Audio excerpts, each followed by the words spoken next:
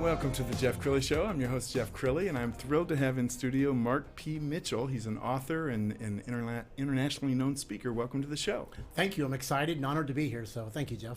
Well, as part of your background, you spent many, many years with American Airlines.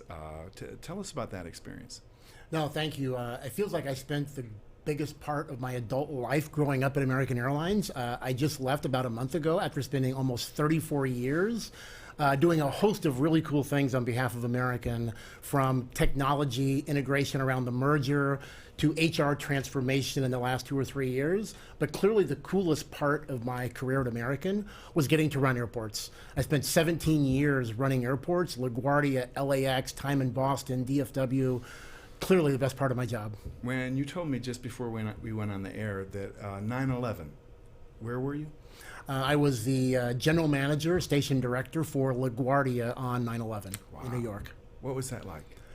It was a time in my life where I had 2 very small children. I had been at LaGuardia for about a year, and the events of 9/11 are clearly ones that no one could have anticipated.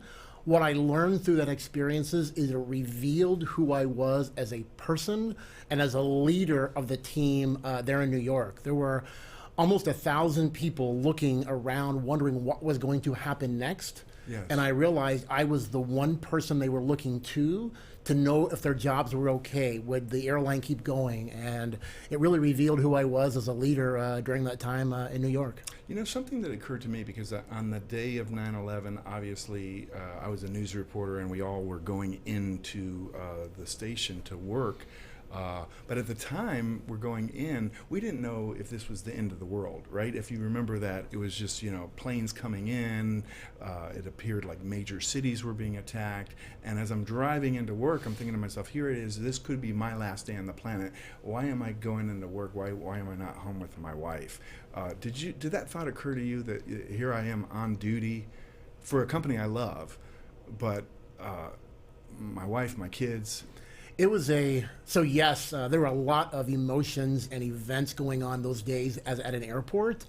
What I remember doing time and time again during this it's chaotic. We were evacuating airports, we were emptying airplanes and getting customers to where we thought safety would be.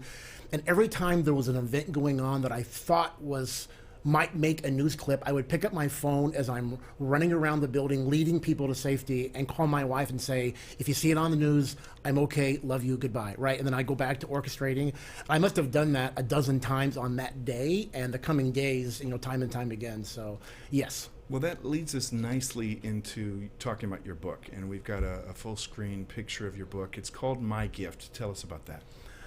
My gift. I have lived a blessed life. In the course of my life, my parents, pastors, bosses, and mentors at American Airlines have taught me a lot of things: learnings, experiences, wisdoms, and opportunities. And this is the gift that I am passing on to my children in the form of a book. And as I think about what's important in life, I couldn't come to any conclusion other than what is the best thing I can give to my children. It's time with them, and it's a gift of life learnings. So the book will reveal 17 powerful insights to hopefully make a difference in their lives going forward. You said something to me on the phone yesterday as we were talking about this interview that was really powerful. It's the book is almost like what do you want on your headstone moment, isn't it?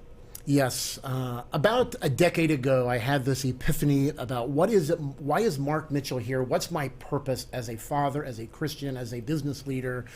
And I wrote my own epitaph. And when people first heard that, they said, that's kind of weird. Are you dying? I said, no, but aspirationally, what do I hope people will have said about Mark Mitchell when I leave the earth? And it very simply says, Mark was a passionate disciple of Jesus Christ who served others with humility and integrity and made a difference in the lives of others.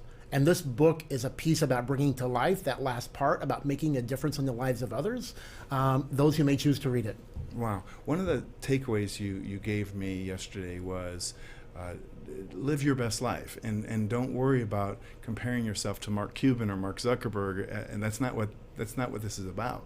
No, it's actually not. And I learned that through many, many years of wanting to be a better basketball player as a kid from Indiana growing up. Could I be like Larry Bird or Magic Johnson?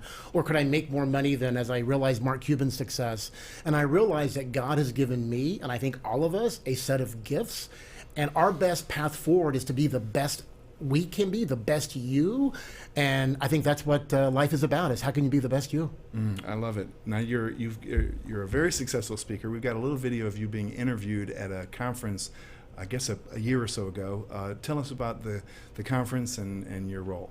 Yes, so I was at American. One of my roles was to partner with SAP, one of a large software company, to deliver an HR transformation to American Airlines. We had done that successfully. At the time, it was the largest and most complex implementation SAP had ever done for a client, and American Airlines was on the receiving end of that great work.